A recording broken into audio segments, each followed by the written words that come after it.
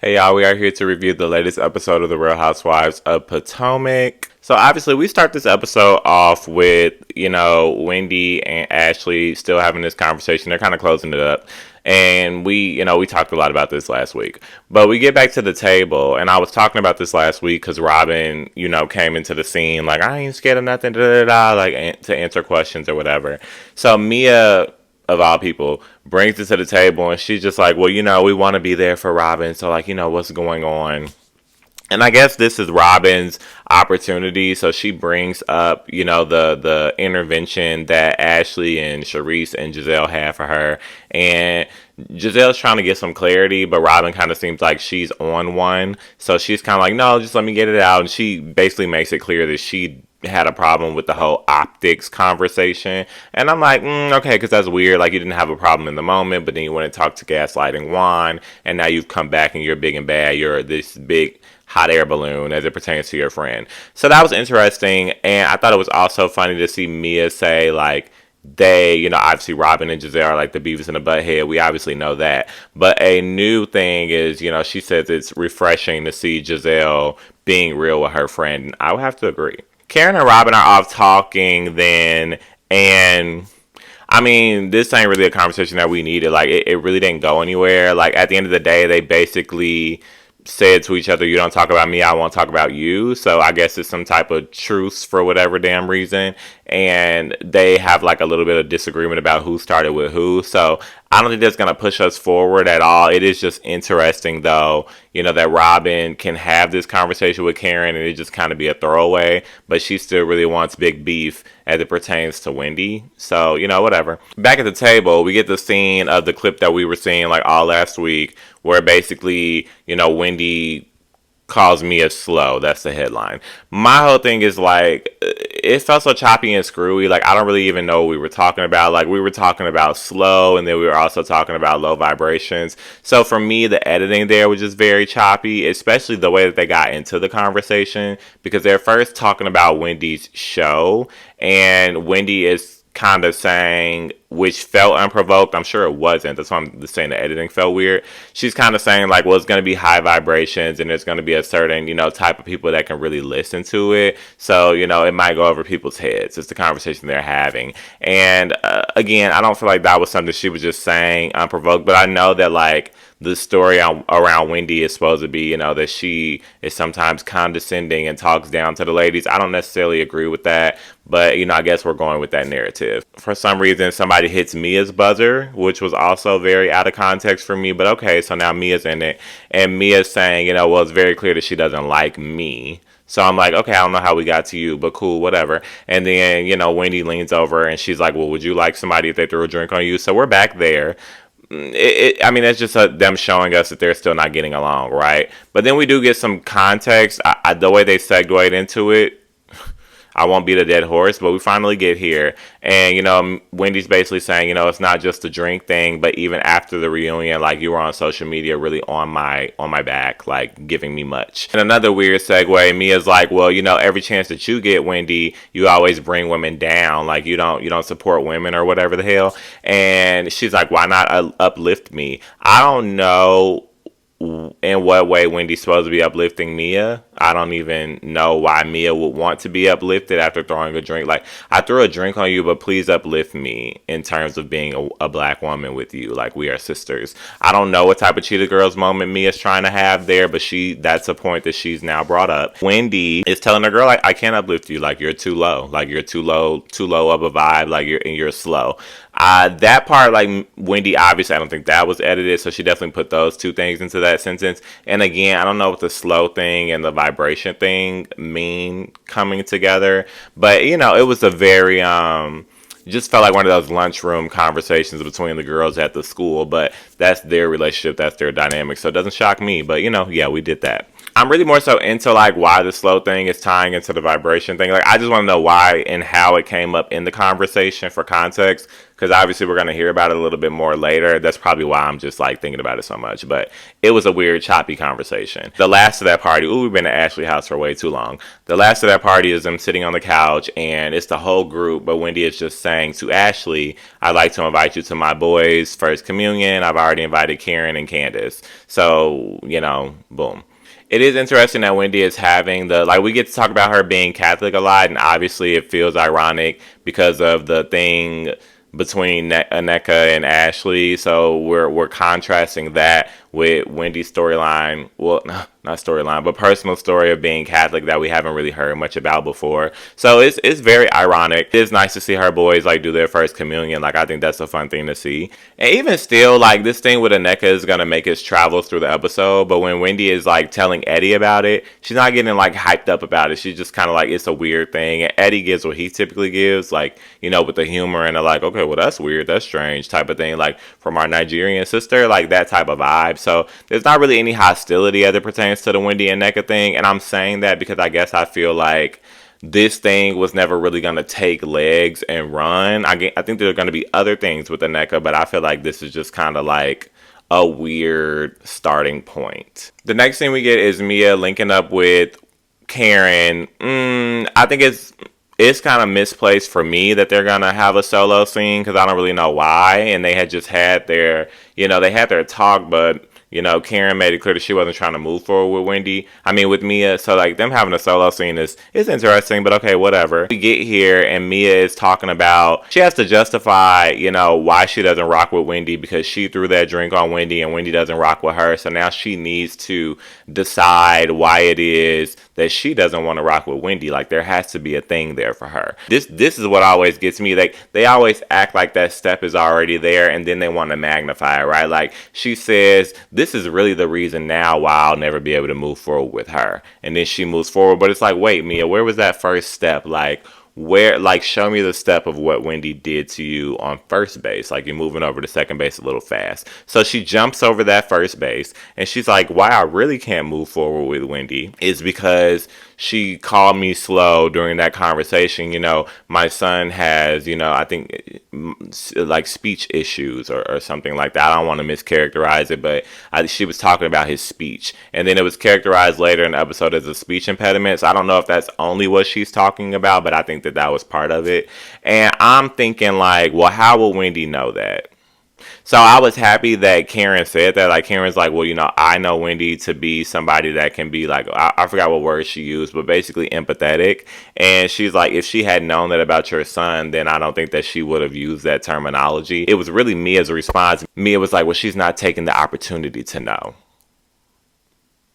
She's not taking the opportunity to know something that isn't openly disclosed and could potentially lead to something that would trigger you. Like that doesn't make any sense to me. And generally, like she isn't taking an opportunity to get to know you. Yeah, probably because you were showering her with alcohol last season and you were teaming up with the Mean Girls to go against her. Like, why would she want to get to know you and further about this thing with your son that nobody knows? Even the people that I'm sure Giselle and Robin don't know. So, girl. So I'm really excited. I think I knew that they had a new friend-ish or something coming to the show, Kiana, and I'm just really excited. Like, oh my god, another brown skin girl, thank God. And she's friends with Wendy. I'm like, okay, so we don't have to do this weird like brown skin versus brown skin thing that we were seeing with NNEKA. I mean, we're still gonna do that, obviously, but it looks like Wendy has a little bit of a friend. We'll say she was a tank quiet, so I don't know if she'll be around for long, but I would hope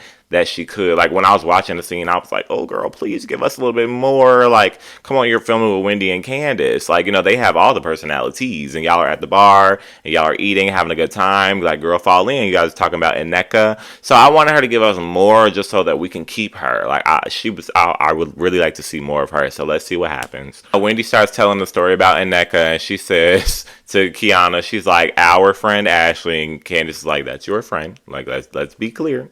Start in base one, right? So, that's your friend. And she's telling the story and she's like, basically she had to characterize it 100 times. She had to tell everybody. I did like that. Could have been annoying, but I did like how it was traveling through the group to see where it finally ended up. So that part I didn't mind in terms of how the episode went. I love how Candace was in her confessional, like, come on now, like, she said, well, wait, like, Ashley said this? And that's such a great question. Like, I nobody had asked Wendy that to clarify that. Like, you're telling us that Ashley told you that story. Like, let's consider the source. And, you know, Candace is like, where's the red flag? Because, hello. Where's the red flag? I think we have all learned at this juncture that when Ashley is coming to the people with information, she is doing so from a place of a messy asshole. So it's funny because I don't know if I would have had the foresight if I was sitting in that scene to see like, oh, Ashley told her a story, so it's probably some BS. So I'm glad that we're getting some probing questions from my girl Candace. We move on, and Wendy, you know, she says, which I'm happy to hear because I did note that she was very cordial with Ashley. I don't know if I've never really paid attention to it before, but I'm like, okay, Wendy and Ashley are, you know, cordial. And I'm like, I don't mind that because it's a stark contrast from the other side of that group where it's like if one of them doesn't like it, they have to force issues with that same woman, how they do with Wendy. So it's just like, it's nice to see that even though Candace doesn't rock with Ashley, Wendy is still able to have a relationship with her, even though she's cool with Ashley. Growth. And Candace clarifies, which I don't think is lost on any of us. She always says this. She's like, she has a good time with Ashley. It's just that every time you turn around, she's doing some sneaky stuff. And it's like, I mean, these are facts. 1 + 1 does equal 2. Karen and Ashley are out looking for, you know, outfits for the communion. And, you know, Ashley is very, particular about what she wants to wear now, especially because she has her new chest. And I'm personally thinking like, girl, you don't really dress that well to begin with. But we can go ahead and move past that. I'm seeing what Karen's doing, and I like hearing it. You know what? Karen, keep her ear to that street, okay? Because we were saying this last season quite a lot, maybe even before. But, you know, last season really felt like a push to ice out both individually and together Candace and Wendy. And I think Karen, because Karen do be up on Twitter live tweet, I think Karen was seeing that chatter. And then also she's in the group. But, you know, Karen always kind of try to like do this. And she wasn't always in the best place with Candace, right? They've been working their way back up. So I think that she peeped it, but more so had that ear to the street, the Twitter streets. And she's like, the girls are trying to ice out Candace. So she's like, let me bring it up in conversations because y'all are not going to do it. I got some points on that anyway. But she asks Ashley, you know, Ashley's got her same thing. Ashley feels like, you can tell when Ashley says this, her phone's out too. So I would imagine that she showed Karen that text again that she showed us last episode from Candace. Ashley love to have her a point, baby. And she's just like, well, look, she made it very clear to me that she didn't want to hang out with me. So, you know, she doesn't want to talk to me. So I'm fine with that. And Karen's like, okay, yeah, girl, but past that. She's like, you know, nobody really brought Candace up at the event. And she said she had that conversation with Candace, but Candace was like, I would prefer if they didn't. I'm thinking the same thing. But Karen is peeping the scene and listening to Twitter. And she's like, you know, they're trying to ice out Candace. Like, I know when I see it, they tried to do it to me as well, which is true. And for me, I like that she's bringing it up. Like, it's fun to see one of these housewives that has their ear to the streets and knows what the viewers are saying. And that's smart to bring that to the show and talk about it on the show as if it's your own thing. Because I just don't feel like Karen was feeling like that. But she know what the popular opinion is. And I'm sure that when she sat back and thought about it, she's like, oh, that is happening. She's a Taurus. Doing her job, okay? And if you want to talk about more tourists doing their job, stay tuned for the Married to Medicine review that we're doing next. Miss Quad. I love my Taurus sisters. But moving forward, you know, Karen is very clear that I guess she asked Candace, we got like a flashback scene that they didn't show us, which I hate, you know, I hate those. But, you know, she asked Candace about the lawsuit with Michael, and she said she will not be talking about that. And then she asked Ashley about it. Ashley's like, well, I don't know anything about it either. So, and I like that we're getting past that. Like, girl, Candace, I wouldn't shed no light on it either. We're not talking about that. We don't care. Michael is not one of the housewives.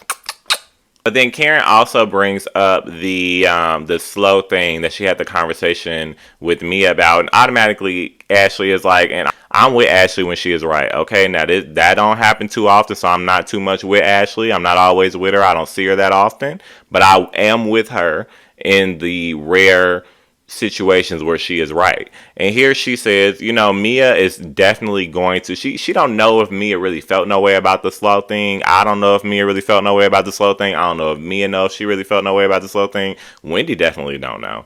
But, you know, Mia has pulled it. And, you know, Ashley is saying that she's basically going to ride it out. Like, she's going to ride that out. It's convenient for her. She's going to be able to make a point up off it. So she's going to work with what she's got. And I think that, you know, I don't want to take anything away from Mia because that is her child. And there could definitely be something there. But if we had to base it off of history, Mia do be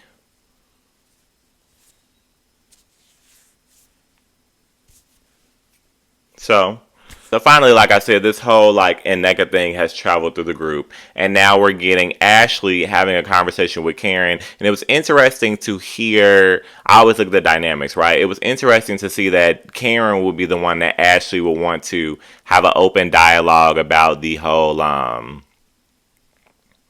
NNEKA thing and essentially hold herself accountable. So, you know, she's basically letting Karen know that, you know, I may have insinuated that NNEKA brought this up, but she really didn't. And Karen has to be an attorney because the questions were spot on. She's like, well, what did NNEKA say? What did she do? Like, what was her vibe? Like, how many words did she put into this sentence? And Ashley's like, nothing occurred. Actually, like if we're going, let's lead with honesty for once. I'm the new Ashley Darby, and nothing happened. Like NNEKA basically never said a word, but I contrived all of this, and I'm like, wow, this is interesting. And of all times throughout all of these seasons, Ashley is saying out of her mouth that this was not okay. And she wants to fix this. And, you know, she's not happy with what she did. Okay, like I will take it. Why now?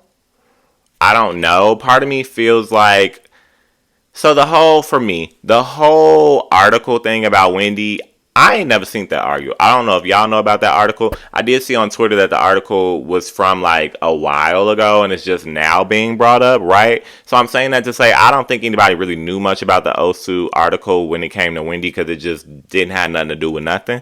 And I feel like Ashley knows now and brought it up now. Did she have the potential to know then? Sure. But she's bringing it up now, coupled with having the information about it now, because she got a producer note.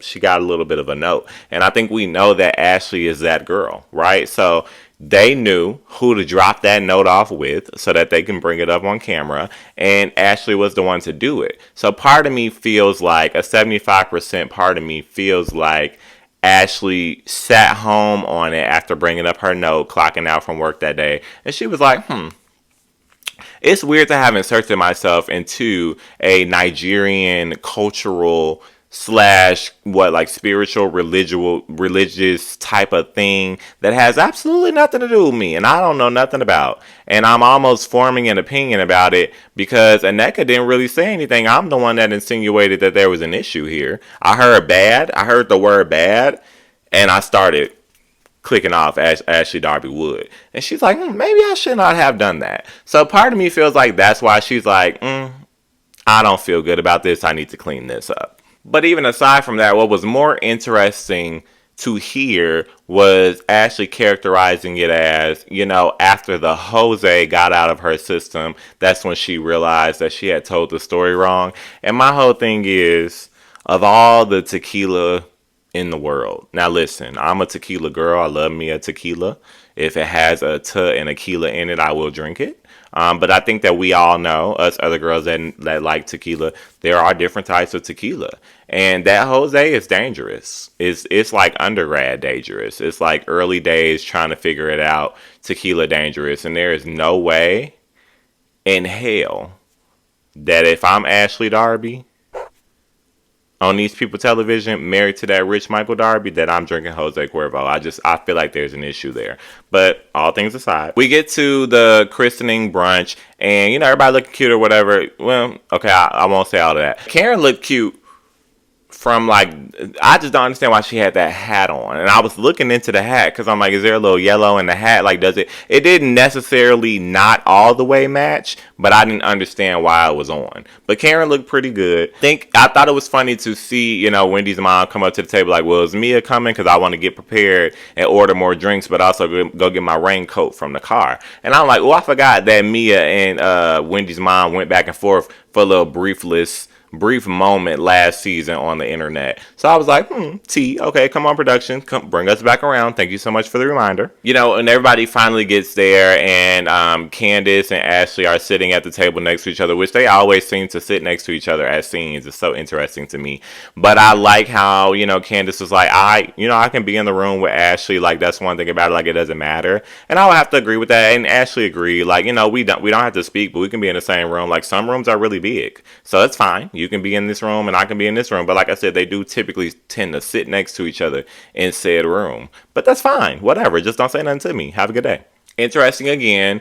Ashley now in a group, so she's got Karen, Candace, and Wendy. She's bringing it up in front of the table, holding herself accountable, and letting Wendy know, you know, the way that I characterized that story to you about NNEKA was not necessarily accurate. And Wendy seems to be really taken back by that and not happy about it, you know, which again, she didn't get turned up, and that's what I'm saying. Like, the way that she's handling it, I like it. I think that she actually does see herself having a relationship with Ashley. So this was more so of a like, girl, why would you do that type of thing? But she never got turned up about it, never really said too much cross about NNEKA, so I'm happy that it didn't really go that far. But then we get a weird kind of switcheroo as it pertains to NNEKA's position in this. We do like having Candace's, you know, vindication moments in these where she was honestly the queen of this episode. She was doing a great job. And I guess I'll go back to my previous point for a second. Ain't no way they can ice out Candace from this show. Come on now, be so for real. Like, that is a necessary component. Okay, come on now. But anywho,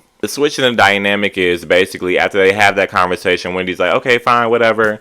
I don't have no issues with NNEKA. She never even really got the chance to address that with NNEKA, so there was really nothing to be had. The story just kind of made its way through the group, so she's good. Whatever, fine, who cares? But NNEKA is having this random lunch with Robin. I always think about why is said girl linking up with said girl. So, you know, Robin is obviously linking up with NNEKA because she don't like Wendy. And NNEKA trying to give her a chance, just met her, just getting to know each other. But she seems like she's going to take her opportunities as they come. And y'all can interpret that however y'all want to interpret it. Let's all be Ashley Darby.